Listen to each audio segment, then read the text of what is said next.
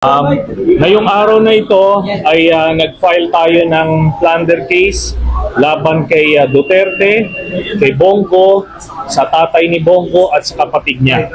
Ito ay tungkol sa 7 billion pesos worth na infrastructure projects na inaward nila Bongo at Duterte doon sa tatay at kapatid ni Bongo, at ito ay bawal at covered ito sa plunder law.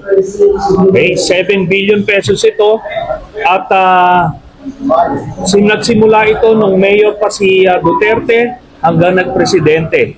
Kaya alam naman natin na magkadugtungan bituka ni Bongo at Duterte, kaya hindi niya pwedeng ipagkaila na hindi na impluwensyahan ito.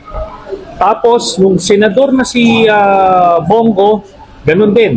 Kahit na senador siya, siya pa rin ang nag-a-act as the alter ego of Duterte's.